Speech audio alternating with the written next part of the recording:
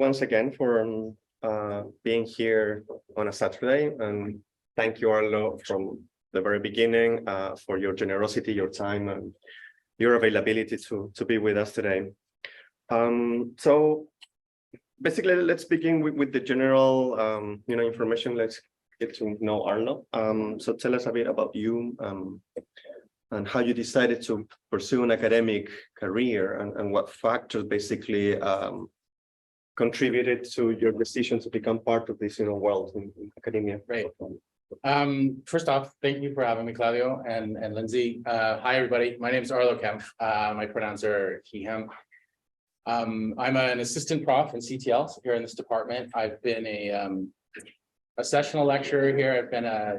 I'm not a tenure stream, but I was teaching stream. I've been a CLTA, and I've been a student in SJE, what is now SJE, for both my PhD and my master's. So I've had a lot of years here at OIZ in different places and in different roles. So that got started quite accidentally. For me, I was a very young and single dad.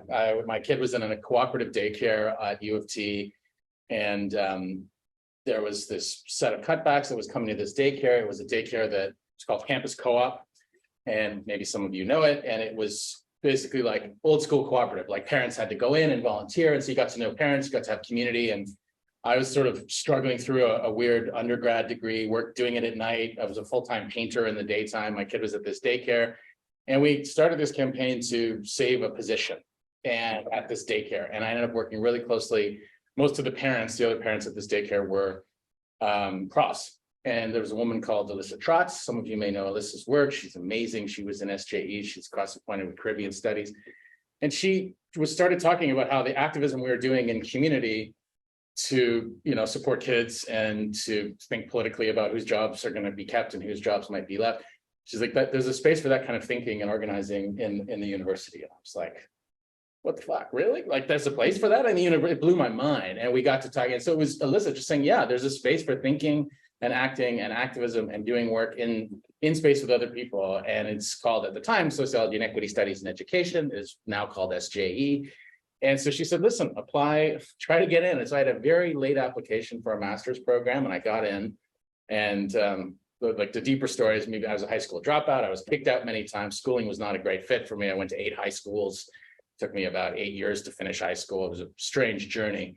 But grad school all of a sudden really made a lot of sense to me. And so that once I was in that space and I was oriented around activism and change and community, it started to started to make sense and feel good. And I actually started to do somewhat well and got involved and went from there. So I don't know how much. No, it sounds amazing. Yeah. Thanks for that. For sure. Sorry. And did you ever consider other career options while you got involved with this world in academia? Yeah, I was teaching when I first started doing doctoral work. So I was a teacher. I was not a certified teacher. I started off as a tutor. I started working. I had an exceptional permission because I was doing some language teaching. So I was able to do teaching without teacher certification. So yeah, I mentioned I ran a painting company. I figured I would do lots of other things. I'm the first person in my family to have graduated university. And so for me, this was a very accidental, almost tangential thing I didn't expect to have happen. So yeah, I figured there'd be lots of other things. And even along the way, as many of you know, the job journey is tough, right? So I looked at research positions, I looked at positions at RAND, I looked at positions elsewhere. So I was definitely trying to keep my eyes on other goals, other sources of, I don't know if I even thought of it as career, but just work to keep going, just to have food on the table and have rent paid. So, yeah. So and in that sense, like moving more towards like what brings us here today. So you have been experiencing several stages in the academic work, continuum, let's say. So what are the different types of academic jobs? Because this is mostly focused on academic jobs today now in this portion of the panel. So what are the kinds of academic jobs that we can actually think of, like as most of us, like PhD students and med students that are, already projecting and thinking about the near future that is coming? Yeah. So what are the options that you can Good question. So I think to start with, unfortunately, U of T, well, OISE in particular, it's a little bit challenging. It's because we don't have undergrads, and typically through QP, which does amazing work on behalf of students, but also part of those protections mean that it's difficult to get TA work where you would be like a graduate student being a TA in a class with other graduate students, because the argument is that that's a bit of a conflict to have a power relationship with students who are at the same status. So, I mean, I think getting GA work when you can as a student is super important. Looking for RA work. So GA work, graduate assistantships, that's for the funded cohort folks, that's automatic. You need to do a GA each year, but RA work, research assistantships, folks probably already know this, but that's specifically hard work. It's work that you get if a faculty member has identified you as someone they want to work with. Generally, it's often more demanding than some of the GA work, and it's more specific, and it's not required as part of your program. But those are spaces to make connections with profs. Those are spaces to maybe do, you know, versions of supporting teaching. I know that technically we're not supposed to have students unofficially assisting in classes, but there are ways to, you know, do a series of guest lectures, to talk to profs about their marketing. So like there's remunerated ways and then non-remunerated ways. And I think so beginning with trying to do teaching assistantships maybe outside of OISE and then GAs within OISE. And there are a few TA-ships at OISE once in a while. They happen, and those are really hard to get and important to get if you can. But then as soon as you're, I mean, close to candidacy for the PhD folks, I think trying to look at, you know, sessional work. So teaching 1 or 2 or 3 courses at a time in other universities. I was doing that from my, I guess, like 3rd year on. I was able to teach here in the undergraduate teaching program, but I was also, I taught elsewhere as well. I taught at other universities, and that was huge just in terms of getting that confidence and teaching in the post-secondary context, getting a few connections through there, and building up a community through students in a way, and getting to a place where some of the people who might, other than just my supervisor, might write me a reference or support me on my journey are students at this point. And so that was really important. So there's that sessional piece. You can apply for that. You can be applying to York right now. I mean, sometimes they'll say PhD required, but often they don't. So you can be applying to all these other spaces, and I'm sure this is redundant for lots of folks, but yeah, I think trying to work toward those sessional gigs as soon as you possibly can. And then, you know, having conversations, trying to pay attention to where the gaps might be in programs that you're associated with, and thinking about once you're done, might there be a place for me to teach a course? Is there a chance to sort of support that course through a professor you may know? And then also, you know, recognizing, like for me, the way to get jobs was always just to say yes. If someone asked me to do something, I said yes. So it meant teaching courses that I didn't feel like should teach, but they were available, and that allowed me to teach courses that I felt more qualified to teach. And so it was this being really open. And I want to, just before we get into these other roles, I want to just highlight something that's probably quite obvious to most people in the room, is that I did all of this. I continue to do all of this in a white body. I do this in a cis body. I do this in a sort of able appearing 6-foot body in a university that's built for people who look and sound like me. So I want to just throw right on the table that there's a whole bunch of, you know, like gender, racial, body injustice that sway the current of allowing me to have, despite having some challenges. I was a single dad. I was working my butt off. There were challenges, but at the same time, there was this sort of wind at my back as a white person in these spaces, as a white man in these spaces, and as a cis white man in these spaces, that made it so that I was, you know, a recognizable thing to people doing hiring. That made it so I knew how to operate in spaces where, you know, the conversation looked and sounded a lot like what I was familiar with from other communities. So I just want to backdrop these comments to not suggest that this is a pathway that's applicable and without politics, or that's, you know, universal in that way. So anyway, so from the sessional piece, then you can look at applying for, I guess the next level would be called contractually limited term appointments. And they're like contracts that can be anywhere from a year to 5 years. U of T, they can't typically go over 5 years, and they can be full-time or part-time. And then above that, working with a kind of a hierarchy, would be your tenure track jobs or your teaching track jobs, teaching stream or tenure stream jobs, which are your permanent positions. And of course, those are really challenging to get. So I think get in and teach as soon as you possibly can. I apply for everything. And I think one of the other questions we have is about where do you look for that stuff? Right. And I'll pause until we get there. But going more into detail, like yeah. into the specifics, hierarchies that you have mentioned? Like what are the specific qualities, for example, or requirements for a sessional, for a tenure track? Because like this, Right. again, it's a hierarchy. Yeah.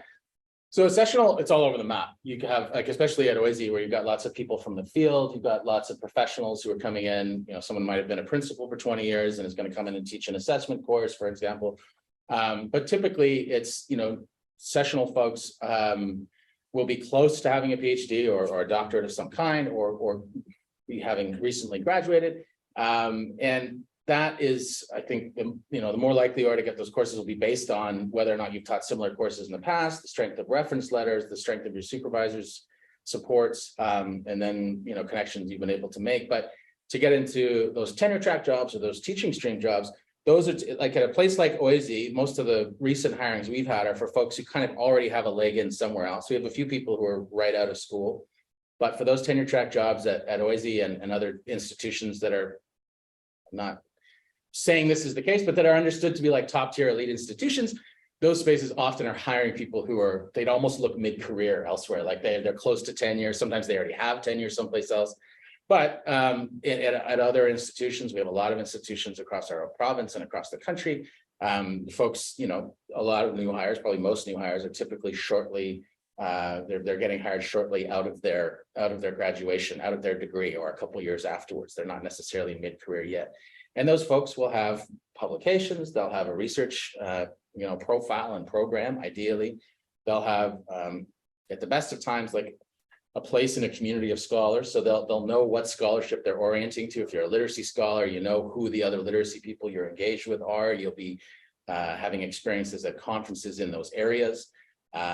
You'll be someone who's, you know, trying to be present in that field, if that makes sense. So it's about sort of situating yourself, which can be really challenging to do for a number of reasons. So, and did you want me to get into like the different tiers of like assistant associate? Certainly. Yeah. So most typically you get hired as an assistant prof, and that's at OISE, and this is similar in other places, but at OISE and at U of T, you have 3 or 4 years until what's called a sort of preliminary or an interim review. And you get this review that's like a mini tenure case, and you sort of put together everything you've ever done, everything you've written, everybody you've worked with, you put together a large CV, you put together all this sort of documentation about your career, and you submit this to your chair. It goes to an internal committee, and it's a formal thing. Although you know, it is people you know who are evaluating it, it actually, if you don't pass that, you don't get recommended for the next step in tenure. So it is a formal stage, and you can be turned back at that stage. So presumably, if you get through your interim review after 3 or 4 years, in about year 6, you have your full tenure review. And that is ideally based on all the teaching you've done, all the publication and research you've done, funding you've been able to acquire, projects you've been able to work on, conference presentations, and in certain cases, like how you've engaged with community, depending on what the area of your work is, what your place is in the field. And that is kind of like just a grueling, I've just gone through that process of submitting a documentation and a narrative about everything you've done. And if you're successful in that, you get the associate professor designation. A few years after that, you can put in for what's called full professor. And that is, so if you see someone's card and it says, you know, professor or something, it doesn't say assistant, it doesn't say associate, it means they've gone through that process successfully. And it's partly a status thing, like it's not a bump in money, it's not a bump in very many things, but it's what it does do, it's a status piece, and it allows you to do certain pieces of work in the university that associate professors and assistant professors are not allowed to do. So there's, you know, certain high-level committees that only full profs can be on. There's certain types of decision-making that full profs are invited to be part of. So most people don't do it. Most people get to associate and stop there. But yeah, so those are those tiers. And I think, did you want to talk about administration, or is that a different question? No, it's just within the same question, actually, because you have also fulfilled these roles. So what's the nature of that kind of jobs, like even within the same space? Yeah. So the question was around like administrative roles. So whether that would be coordinating a course, coordinating a program, or, you know, leading professional development for other students. So when I was a sessional, again, I said, yes, that was my thing. I ended up doing a bunch of coordination. I was coordinating most of the equity-oriented courses in our teacher education programs. And that allowed me to work with other instructors. It allowed me to get to know some folks. I mean, I remember one of the first days there was 12 instructors for this one course called School and Society. It was kind of the equity course for our teacher ed program at the time. And one of the instructors I was supposed to like manage and support was as of 2 weeks prior, the dean, Jane Gaskell, who had just been dean, and now she's in this meeting talking to this sessional who's trying to tell her how to like construct her course. And I'm like, I don't know what to tell this person. And but what did it put me in a conversation with the former dean, and we're chatting, and I don't know if it was very useful for her, but it was great for me. And it was just me kind of trying to lean into these spaces where, I mean, most of the time leadership is people who are willing to just do extra work if they can. And I ended up being one of the directors of the teacher education program and the Master of Teaching program here in CTL for 5 years. And I started that work on a CLTA contract, which is actually a temporary contract. It's precarious work in its own way. And the backdrop of this is a university that 20 years ago would have never given that level of leadership role, the leadership of the biggest program in the building, one of the biggest programs at U of T, to a precarious faculty, right? So there is an argument here, if we get into sort of the neoliberal politics of it, more sessionals, fewer full-time faculties, and more investment in allowing precarious people to run the place, to run big, to have big roles. So on one hand, we can definitely bemoan the dangers of that and what that means for job security and freedom of like expression and all those things. On the other hand, there's more and more opportunities for folks to sort of get their foot in these spaces. And so for me, that allowed me to, I think that allowed me to leverage that into having a pretty good application when it came time to apply for first a teaching stream position and then a tenure stream position. And administrative work, there's all kinds of administrative work. And I think, I don't know that you can make it happen, but you can sort of keep your eyes out for it and look for it. And I think that begins with, showing up for things whenever you can. If there's a meeting, and it, on one hand, like say you're a sessional and you get called to a meeting, are you getting paid for that meeting? It's totally a righteous and just question to say, why the hell would I go if I'm not getting paid? That's a fair question. Until the universe is running as it should, though, it may be in your interest to show up to that meeting because it might lead to something else, being in the room, showing up, being present, saying yes to things. So it's this tension with the neoliberal university of, trying to be righteous and just and accurate, and also like recognizing that the way to sort of advance in these spaces doesn't require like strict adherence to what's right. It requires like this hustle that actually asks for this unjust go above and beyond thing, which privileges who? Pretty hard to do with 2 kids at home. It's really hard to do if you're, caring for 2 parents. Like it really does privilege people with time and access to these resources.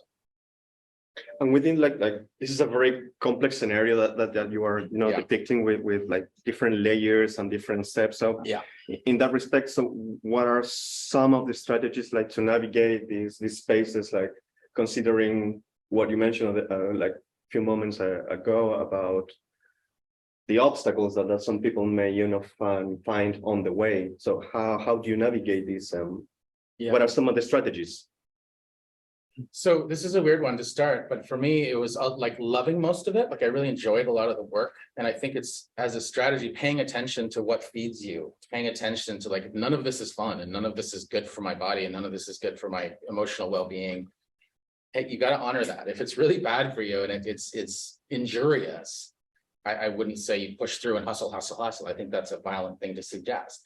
So the first piece is like figuring out, can your soul be right in these spaces that are white supremacists, that are transphobic, and so figuring out if you can sit in those spaces. And then I think it's paying attention to an alignment between your scholarship and the work you want to do. And this is something I never did very well. I jumped from thing to thing, and we have a number of faculty members who just have these clear lines of research, and they have their research communities, and they knew what courses and who and where to link. And I think having a clear look, and in terms of strategies, one of the questions we're going to talk about is, when do you start looking at jobs? I would start looking at jobs right now, because it tells you the kinds of things you're going to see repeats. You're going to see, okay, there is one job in this area that's pretty weird that I love. It seems to come up every 10 years, but there's like 20 jobs and there's 3 every year for this thing that is a little bit like what I do. So maybe I can figure out a way to at least talk about what I do in a using language and an orientation that sort of fits. So I think paying attention to what are the boxes that you sort of fit your work in order to be able to do that work in the spaces you want to do that work in. So looking at job postings, looking at the kinds of courses that get taught, looking at that research. So, in terms of orienting those fields, it is going to conferences for sure. It's trying to link with folks. If you don't know anybody, for me, I think I've made some great connections. I volunteered on a lot of research projects. I did, before I had anything official, I did so much sort of editorial work for senior profs. I was just, I just sort of made a priority of being useful for folks whenever I could. And then at the same time, trying to figure out how I could bring something a little bit unique that was based on where I was coming from and the work I was trying to do. So showing up as your whole self, as much as that's possible, and trying to be useful in those spaces. So it's all the things you all know, right? It's publications, it's conferences, it's LinkedIn, it's all those things. But how do you do that in a way that's like authentic, that brings who you are, that doesn't make you feel too alienated? And I can't emphasize enough how important, like, being here today is a strategy, right? Like Fabio and Lindsay creating this space, that's engaging in that. That's a version of strategy, just to know what the hell the comps are and what they're supposed to look like and all the things that these spaces create. That's huge too, because it can be so easy to feel alienated from all of this. So I think leaning into all of this, so what's going on and what these connections might be. It's a pretty meandering answer. That was the question. I was like, I don't know how I'm going to answer that one when you sent it to me earlier. So that's what I came up with. And so you did. Yeah. And so, well, we also have, and also thank you in advance for those folks who share their questions online. So we have a bunch of questions of people that are more specific and are more targeted. And so we will cover some of this, and then we will open, the microphone. So this is something that you already mentioned, but just like to highlight it. So how early should you start looking for or applying for academic jobs? Yeah. Well, I think you should be looking as early as you have the time to look. I mean, I think you should be just to see what the jobs look like. I didn't do that. Or maybe I did, but I didn't pay attention. I was like, wow, no jobs ever look like what I do. And it doesn't mean I should do something differently, but it means maybe I need to just think about what I do in a different way. And maybe there's just a couple conferences and a couple people that I need to be reading just to orient a little bit. So I think looking is really, really important as early as you can. Just to see, like I remember applications to the University of Buffalo that required 300 or 400 pages of documentation. And it was good to know that in advance that, okay, there's certain spaces that it's going to take me a week. I have a friend who's an endowed chair at Dalhousie right now, who's looking for work, and it's their full-time job applying for all kinds of stuff across the country, even though they're pretty well situated. They were tenured at the University of West Indies in Kingston. And so it's having a sense of what that world is going to look like. In terms of actually doing the applications, I think this is a conversation, having a realistic sense of when you're going to finish. Boise has often in the past hired folks who are about to finish, being on hiring committees over the last number of years. I've had a chance to see some of the most competitive candidates who are very close to finishing. You just don't want to apply before, like if you don't really have that defense study, if you're kind of like, yeah, I'm defending it around here, it's and your supervisor, if you've got a good relationship with the supervisor, he or she or they're not going to let you apply for stuff because you need their letter, right? You're not going to, it's really strange if you don't have your supervisor's letter. And if you're on a hiring committee, you're going to be paying attention to the supervisor's letter, which would almost always include an expected completion date, oftentimes not just a month, but maybe, this person will defend April 2nd, whatever. So I think once you get close, but yeah, in that last year, because whenever you think you're going to be done, whenever you and your supervisor think you're going to be done, that's a fine time to think that next academic year, absolutely, why not? And at that same time, I think you want to be applying for postdocs too. That's really important as well, I would say. Okay, so this is another sensitive question for PhD students. Yeah. How many publications make a person a competitive candidate? So do you have any tips for publishing if you have too many now and are nearing the end of your degree, basically? Yeah. I don't think there's a magic number in the States. In the Ivies, they do this thing where they want to see 3 per year consistently for a number of years. I don't think there's hard and fast rules like that here. And I also think there's different qualities of publication. There's also writing with people, but I think you want to see a variety of publications, definitely focusing on journal articles, definitely invited chapters are great. You might be able to write some of those with your supervisor. But in terms of, being on that hiring committee, looking for sole author journal articles, that's part of the gold standard for sure, is that you've gone through that process. Journals are way pickier most of the time. They're hard to get through. Book chapters, we all know, they come more easily, and they allow a lot more to get through, whereas a lot of journal articles are very, very picky in the process. So I think, I mean, you definitely need some. And I think part of the question here is, how do you get them if you don't have any? What do you do? And you can't really force it. But a lot of the time, you might, for example, if you think you're not quite worked through your data, but you're realizing I don't really have anything that I want to hang my hat on publication wise, you might have a really great method section. You might look at a methodology journal, and particularly not a top tier one, and sort of say, maybe I can put something together about my methods and a commentary on like a challenge I've had, or a case study, or there might be ways, there's probably stuff you've done, or a way of framing part of your lit review or your theoretical approach. I published my theoretical section for my thesis in a book before my thesis came out. I guess I shouldn't say that on camera. It's like plagiarizing myself. Oh, I'm serious. That didn't happen. We will skip that part. Yeah, we'll skip that part.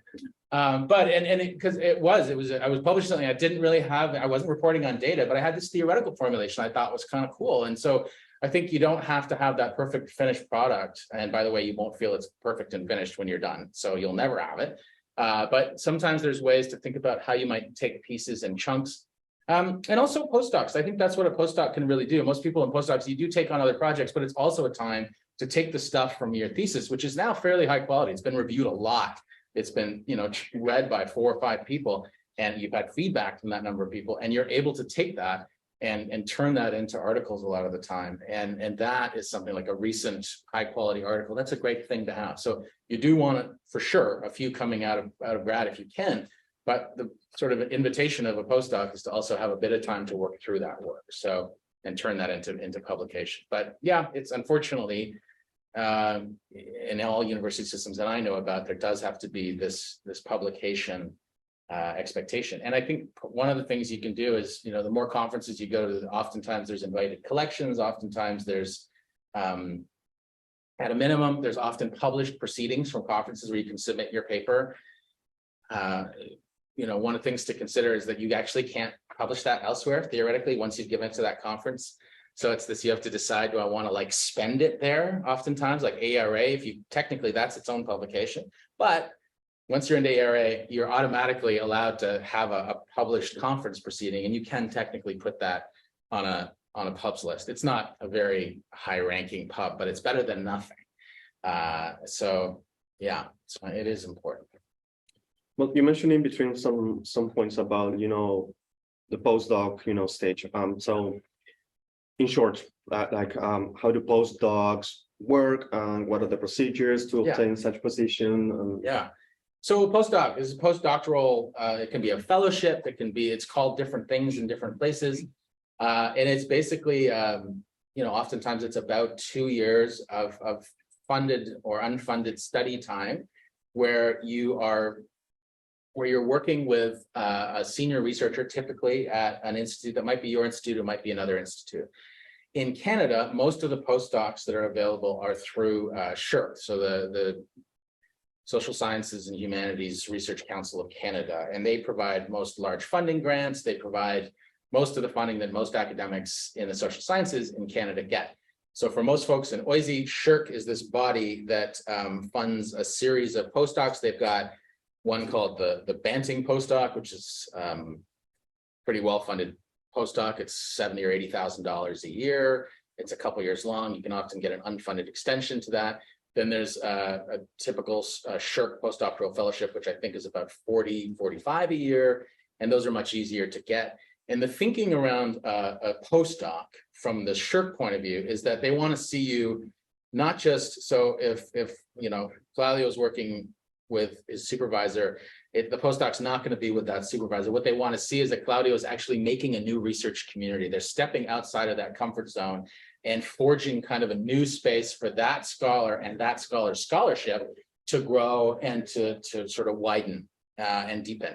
So and at the same time, there should be some clear link to your thesis. So they want to say, yeah, you know what you're doing. This is the right area for you. You've got every right to be thinking about this inquiry, but you're not just rehashing that thesis. You're on to something new. So you propose a new project, Or you get invited into somebody's project. They say, come be a postdoc, you can work on my grant, you can work on this, and you'll be doing work with my project. So there's these sort of different ways you can do it.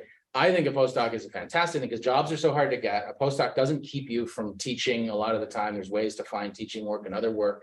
And it allows you to, either work on a new project, get your own work out from the thesis, or, commit to an extension of the work you've already begun. So those postdoc pieces are, I think OISE has a pretty high success rate. OISE students have a pretty high success rate for the SSHRC postdocs. And I'm not exactly sure what the current rates are for how much you get, but it's typically a heck of a lot better than what you're making as a GA and comparable to what you might make as a sessional working in a few different places. So in my view, the postdoc, and it doesn't look like you are, to put it awkwardly, it doesn't look like you're sort of not doing anything. Like, it's totally respected. It's understood that that's a natural good part of an academic trajectory. It makes you more qualified, not less. It's not like, oh, they couldn't get a job, so they're doing a postdoc. It's like, no, they're doing a postdoc. That's great. When they get their job, they're going to be even better qualified. So I think it's an important pathway. I did a postdoc, and it was amazing for me. So what about now in the case of international students applying for postdoc positions, like, for example, here at OISE or in Canada? What are your experience? I think they're harder to get because oftentimes what you need to successfully get them is this evidence of being in a research community, having people. You kind of need two things. You need someone, the person who's sort of sending you off, your supervisor saying, this person is amazing, we support them, they're going to be fantastic. And you need the recipient, you need the person you're going to, you need what that host institution. And let's say you're trying to get a postdoc at York. The more your supervisor at York and a provost, or the more York says, we really want Claudio, the more likely Claudio is to get that postdoc. And if you're coming from another context where you may not have those connections, both at the local level, so the supervisor at a recognized institution who might know people at that other institution, you may not have those connections, and you're less likely to have that access to creating the community where you're going to be received. So I think it's a context of disadvantage, and at the same time, we know it does happen. People get through, they get those, and I think looking at I don't want to speculate because I don't know specifically what SSHRC requires or demands for that for folks coming from an international context, but definitely there are barriers, and at the same time we know people get through it. Okay, so let's round up with this final question. So there are two questions that more or less talk about the same. So what are the recommended places where most academic jobs are posted, and what are the ways to do? You already mentioned some of them, basically within conference, how to do networking, and how is that useful to get into this, world of academia? Yeah. Okay. For looking for jobs, I mean, there's university affairs, but for me, what I did, I had a bookmark folder that had every faculty I was ever considered working at, anywhere I would consider, and I checked it for a number of years. This is not an aspiring story. But I had this, and I would just go to each of their sites and check, and it was everything in Ontario. There was two places I was willing to go in the States, and I just checked constantly because sometimes university affairs misses stuff. Sometimes jobs don't make it through these networks. So there are like professional associations or academic associations where you might be on a listserv. Let's go back to the example of literacy. You might be on some listserv for literacy scholars, and you might see it that way, but for me, I found it was really easy to miss stuff. So I actually every place I was willing to go, I just checked their site religiously. And I just combed through everything that was there. And I did that for sessional work, and I did that for permanent work. And I will say it's a really long, like I had a folder, this giant folder of the jobs I didn't get. Like it was just this long, and actually when I got a job, I hid that folder because it was so, it was emotional to see all the jobs I didn't, because some of them would represent 3 days of work, literally 36 hours of work. That was just I didn't even hear back.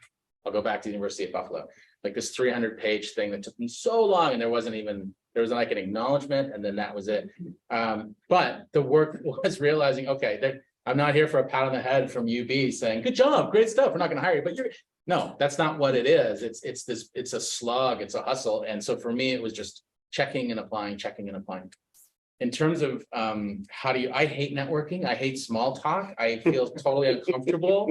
I don't mind being at the front of the class, and I don't mind being at the back of the class. I hate the middle. I hate that interim space. So for me, I can answer that theoretically, go to conferences, approach people, ask. But I mean, I think the when I think of the best letters I write for people, it's when I've worked with them, even if they volunteered on a research project, to be able to say, I've seen this person, I've been in a room and we've done data analysis. I've seen this person take a set of codes and turn that into, part of a chapter for a journal. So to me, the most powerful, yes, networking is important, but so much of that is virtual, and you can probably find listservs where things get recorded.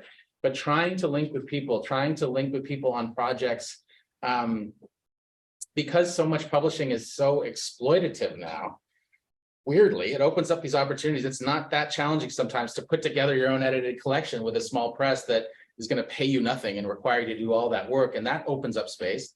First book I did, I went out and I just cold called a bunch of really senior scholars and said, any of your senior or recent grads want to contribute to this volume? And a bunch of them said, yeah, here's some senior people. And a bunch of other ones said, I'll contribute something. So my first book had a contribution from Ward Churchill and Benita Lawrence and Peter McLaren and Henry Giroux. And it was just, they were like, yeah, sure. And it was with a not very prominent publisher. And it just kind of came together because I just tried. So, I mean, there's those reach outs that for me were way more comfortable, like getting a chance to think, okay, this is what my email is going to look like. It's really honest. I'm not coming in saying I'm all that. I'm just saying, here's my interest. I want to try to put this work together.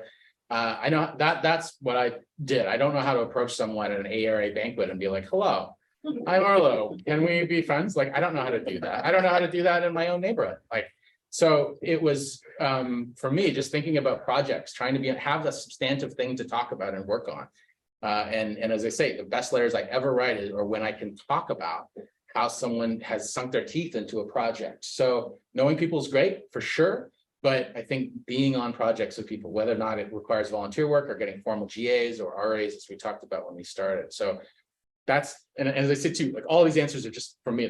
Every faculty member will give you a different set of answers on all this stuff. But this is my experience. And I saw the whole text of the question that Claudio has there is I hate networking. I feel like there was more, I saw the language on it. I think a lot of it, you're in academia.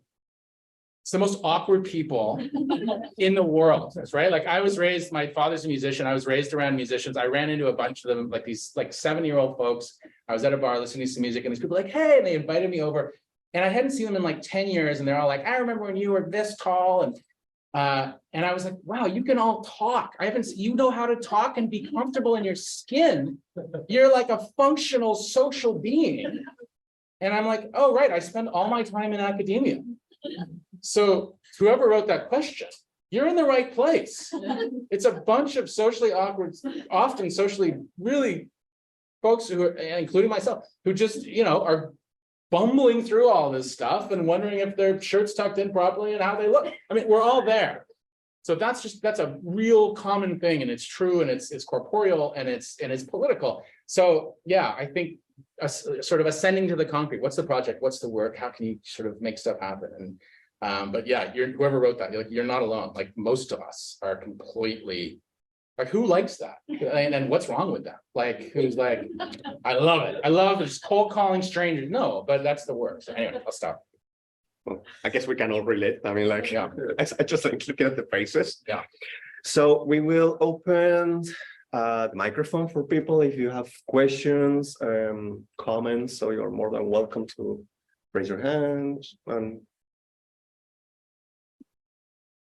Thanks so much. I'm just wondering, as far as tenure track positions versus sessionals, is there a kind of application season and then a timeline for getting interviews? And yeah, although it's not consistent enough to ever let to take your eye off those postings. So yes, and each university may have its own. So typically tenure track jobs are fall, they will come out in fall or early winter. But even OISE, I think we have 3 or 4 different sets of hirings going on right now, and they all have slightly different clocks. So, and then for sessional stuff, just to go back to the example of OISE, we have full year classes that would run, September to April, but we also have just fall, just winter. We have intersession and summer. So you can imagine the hiring cycle for those 5 different timing pieces, right? So they'll have their own pieces. So, yeah, so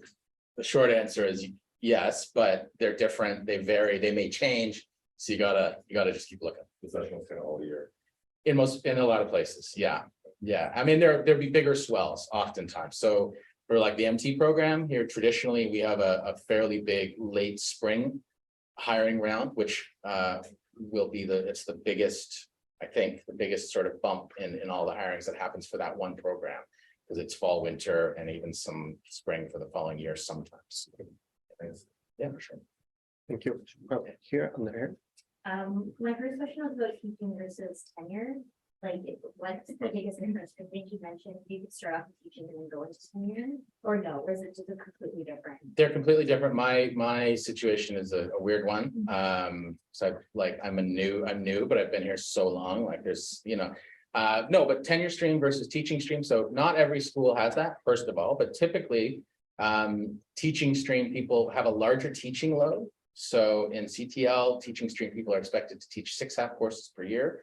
Tenure stream folks are expected to teach 4 half courses per year. That can vary based on other commitments. And teaching stream folks they have fewer requirements in terms of the expectations around research.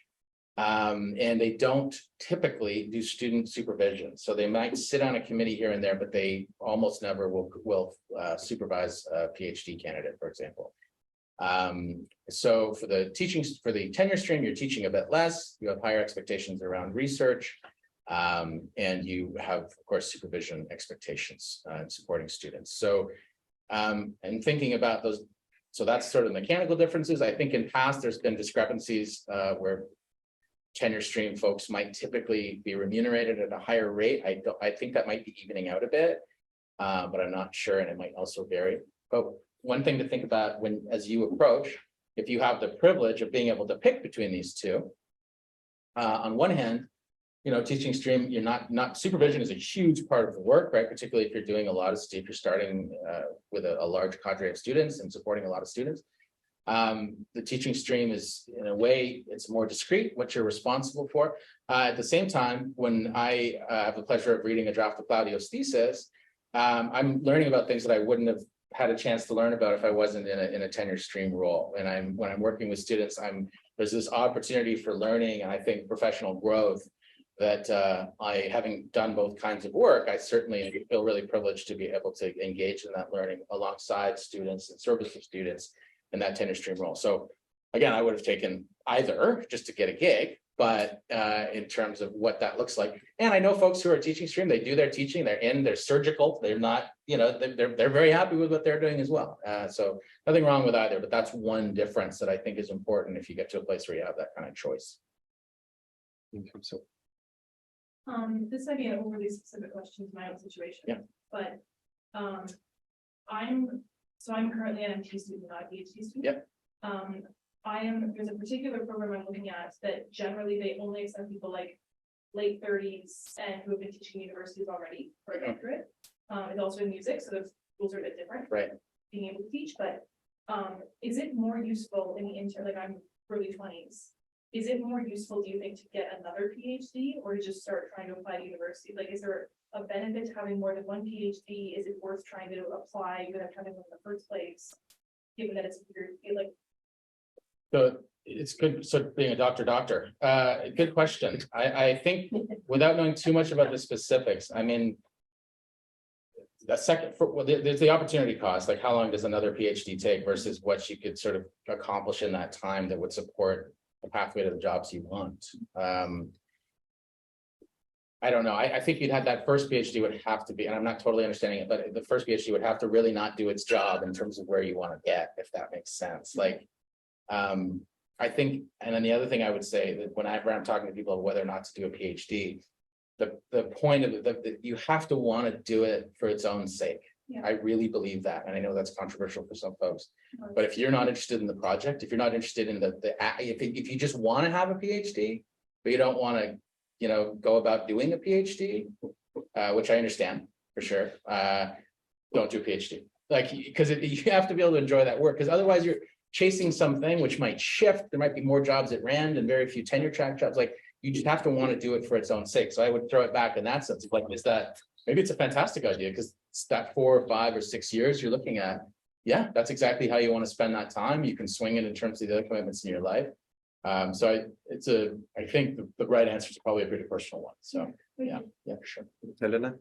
Yeah, question, because you mentioned MT program. Yeah. So for someone who wants to work in the MT program, what would be some suggestions that you could recommend to us? Like for someone who is close to finishing their PhD, but they don't have a PhD yet. Yeah. The postings I've seen, it says PhD required. And how many, what is the proportion like TA shifts, and are they hiring TAs from OAC? If you could give us some. Yeah, there's a small, I don't know the specific number. I think there's a small number of TAs which get hired to support particular parts of that program. And you'd have to just look at the TA posting system to see what goes up there. I don't know the numbers. It's changed over the years. They're very hard to get. In terms of like, how do you strategically, and that's the TA posting site. I'm sure you're familiar with that, right? Okay. In terms of how do you sort of best prepare yourself to maybe get a job? First thing is to know, as we mentioned earlier, you can't teach other grad students, MT students or grad students. So only in certain circumstances can people sort of cross that jump, which means you have to wait not just till you're done, but till you convocate, which is something that, you know, you put in, I'll be done, you put in for the fall. Well, you're not convocating till November, so you actually can't apply until those January jobs come out. So that's one thing. And I think in terms of preparing for that, it's paying attention to the program. If there's committees that you can be involved with, sometimes MT has committees. I'm trying to orient yourself to it, trying to have an understanding about it. I would have what I've done in the past is ask for a meeting with leadership to think about where are the courses where you have trouble. What are the courses that you have trouble filling every year? If you go in and say, I do this, I study the mating practices of frogs. Do you have a course on that? That's all I teach. That's my thing. What are the pedagogies of frog mating practices? We don't have a course on that. Well, that's what I teach. Too bad. Well, we might have a research course that every year we need new faculty for, and we have a really hard time filling that. Okay, well, guess what? I'm a researcher. That sounds really, so I mean, sort of having those conversations. And then I think, again, just looking like, hey, if you're 2 years out, look at what things are popping up every year on that site. It's kind of the same thing, figuring out how might I get oriented to that course that every year seems to be advertised. And then wherever you can, if you know, this is where the connections come in, is being able to ask people like, hey, I see this course posted, is that actually spoken for? Because there's, you know, sessional lecturer hierarchies where there's people, it has to be advertised, but there are people who have preferences just by union regs for those courses. So I think getting sort of cozying up wherever you can in those situations, looking at what needs doing. Again, you might not teach the course that's the beautiful course that you know you're meant to teach, you're born to teach. You might teach something that's sloggy and hard and complicated. I remember teaching an online methods course at Laurier. I was terrible at it, but it got me other work doing equity and race work, which is my area. So yeah, I would say that's the approach. And then this, how is volunteer experience measured or stats? Academic volunteer work, like what kind of volunteer work are you thinking? Conferences, volunteering at FT programs.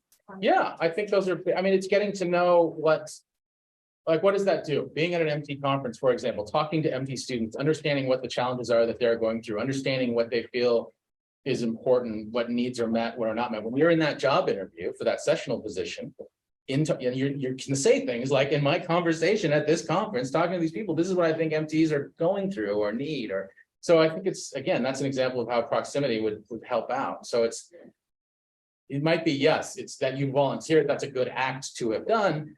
But more importantly, it's understanding that program, understanding what work and service of those students might look like. And in academic conferences generally, yeah, I mean, it is a graduate program experience that goes along with it. Also publications are useful, also, you know, all of these things that make up an academic CV. Yeah, if that answers them. Yeah, for sure. There's a question on the back there.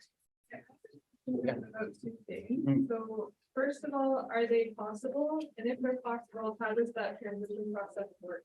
Okay. So from moving from teaching stream to tenure stream or vice versa. So is it possible? How does it work? And also moving institutions, do people change institutions or do people typically stay at one institution for their career? And if they move, how does that work? Right, good questions. So the teaching stream and tenure stream, the easiest way to probably think of it is just they're separate jobs. If you want to apply for another job that's that other stream, you can, but you wouldn't change your stream. Like you wouldn't keep the same job and just be like, now I'm tenure stream in this same job. So So yeah, think of them as separate jobs. You can apply for both, but you have a different job if you were switching. And it would be called something else, and it would probably be somewhere else. The other thing there is, I mentioned earlier, contractually limited term appointments. So these are kind of like, full-time work or part-time work, but guaranteed for a year or up to 5 years. Sometimes those are called teaching stream appointments. So you can be an assistant professor teaching stream, even though you have like a maximum of 5 years on your contract. So that makes it even more complicated. And those are always teaching stream, not tenure stream. Sorry if that's a little strange. And in terms of leaving, yeah, people leave all the time. Usually they're trying to go to institute. Either it's for personal reasons, like I don't want to deal with winters, so I'm going to a second tier place in, I don't know, Georgia, that because I've got family down there and I can't deal with socks. Or it's a situation where, you're trying to go to a more elite institution and you're, at a certain stage in your career, you want to make that jump. Typically, it's easier to jump before you're tenured because most people don't want to go through the tenure process twice. And it's tough very few jobs will say, we'll take you as a fully tenured person. Sometimes they do. So yes, people do make jumps, but it's not like they make a transfer, like you're applying, it's got to be super secretive, like it's even more complicated than a usual job application. But yeah, happens all the time. We've got people making shifts all the time. Thank you, for sure. Do we have time for more questions? They're saying that probably going a little bit more, we're like 3 minutes away from the team. Are people okay to go like 5 minutes over? Okay. Okay, so 1 or 2. So I want to mainly for like volunteer roles because OD has this weird thing where you have gotten a scholarship, can't get a GA. So I haven't been able to apply for GA positions because of that. Right. Which like I'd almost rather have a GA than the scholarship because I'm getting publications and working with. So I've been doing something where I email a ton of professors like a crazy person, can I volunteer and work with you? And I am, but like I guess like what are the big no-nos? And on my CV, I would say that I'm like a research assistant or graduate assistant. But these are like contract positions where I work as a research assistant, but on paper, when I'm hired, I'm not. So like, would that be lying? I'm calling myself a research assistant when I'm like a contract worker on the research lab. Because Right. I don't actually have that title at Boise because Boise doesn't let me. So you are contracted? Yeah. Well, if you're formally contract, whatever the language in the contract is what it is. I mean, I would use that.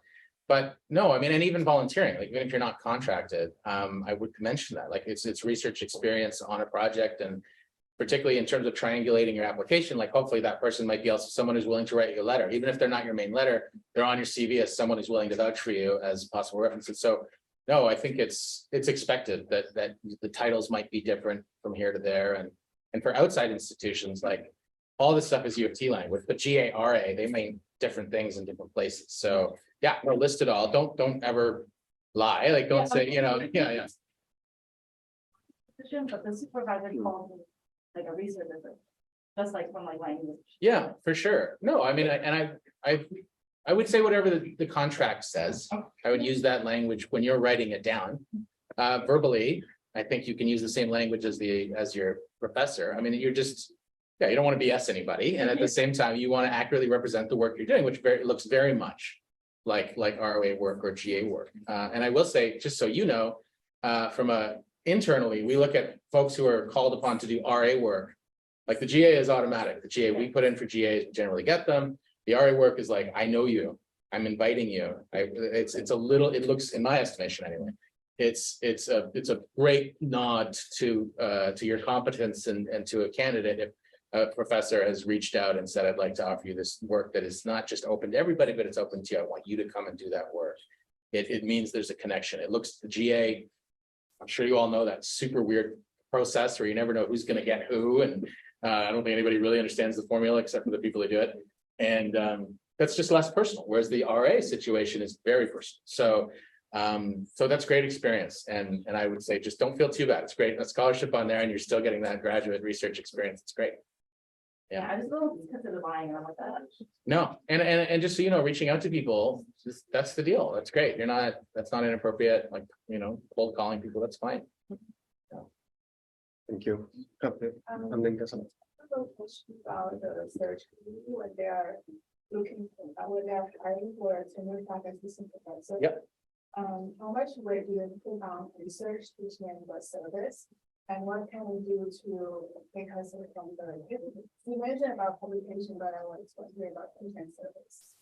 Yeah, I think the service would be the least. I mean, because especially for if most of the experience is as a student. If they're coming in as sort of a mid-career scholar, then you're going to be interested in what were their roles in their department, what kind of colleague are they going to be. So I think you would want some service experience, ideally, like some committees or some of this stuff, you know, organizing things like this here and there if you're part of those things. But no, that's the smaller portion for sure. For a research stream or a tenure stream position so I've been on hires in this department. I've been on hirings in LHAE as well. So just two different departments. So always these four departments. And I think the emphasis is definitely on that research trajectory. The teaching isn't a huge focus. Sometimes it might be like, we have a bunch of courses that we know we want this hire to be responsible for teaching. Does it seem like they're suitable? But, you know, if it's, again, not a teaching stream position, which would be a different conversation, for that tenure stream, the research is really the bigger piece, and that sort of evidence that there's going to be excellence in this, that they're going to be someone important in this field going down the road and continue to make contributions. And the teaching is important, but not as important. So I think as a hierarchy, it's definitely research, teaching, service. And if it's students, the service piece is really small. Yeah, for sure. Thank you, Arlo, for all this conversation. Sure. For being indulged in this pizza Yeah. by distracting. It smells good. Oh, yeah. I come up with the idea of imposter syndrome because I know that in the world of academia, you know, this heartbeat, I'm not good enough, I'm doing everything, but still inside something is not settling in. So how do you deal with that? So this was for the sweat that was on my brow when I came up here. Everybody has it. If you don't, I guess good for you, but once again, like weird. I think it's super common, and I think it's, on one hand, we can write it off as like, you know, isn't that funny? We're all in it that way. But it's also like, let's recognize the work of the university is to make you feel that way, particularly if you're not a white man who's 6 feet tall and doesn't use a, you know, like that's the job of all this language that buries accessible truths. It's the job that buries injustice. It's the job of all that. So I do think it's political, and to also not back away from analyzing. Like, for example, you know, we know trans folks and women of color are more likely to be called out as imposters on their teacher evaluations than, you know, cis white men. So let's recognize the politics of it, and that this place does a lot of work to make people feel that way. So, like, forgive and forgive yourself. Know that work of changing it is needed, and many of us are here to do that, and you probably are too. And so, yeah, I think it's identifying that it's not just human nature. The space does work of creating that feeling all the time. And then at the same time, you can go back to however you deal with your anxiety, however you process through those things, to recognize, well, are my ducks in a row? Can I stand by my work? That's the beautiful thing about a PhD defense. It's got to be one of the most colonial freaking things we can think of in terms of an arrangement. And at the same time, by the end of that, you know your stuff. You've had someone, like, there is something about that process where you're like, yeah, I've defended it. I know my stuff. So you know that lane. And then I think the ideal version of academic not knowing is like having this small thing that you know a lot about, that you feel really, really good about. But ultimately, I think it's staying invitational, staying open, knowing that that's a poison dart that the academy sends out all the time, and it really at certain people more than others. And that it's nothing wrong with your skin that you got shot with that dart. It's the academy doing what the academy does so well and so terribly. So I think it's that multifaceted thing. Yeah, everybody's in it, and it's not an accident. Yeah, for sure. Okay, so we have the last question and we're done. Thank you.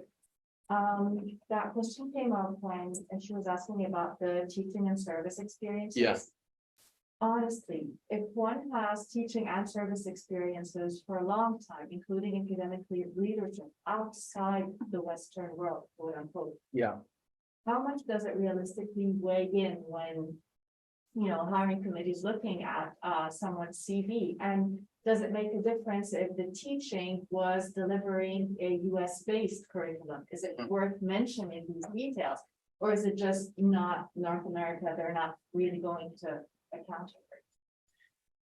Well, I think in most cases, I do think there's a bias that privileges more local experience, and at the same time, we see another sort of set of biases that would privilege elite schooling contexts where you have US English, like, you know, Cambridge, Oxford, Stanford, Princeton. You do see, you know, people easily impressed by these so-called elite spaces. So it's I don't know that national is there's this almost, Non-Western. yeah. So.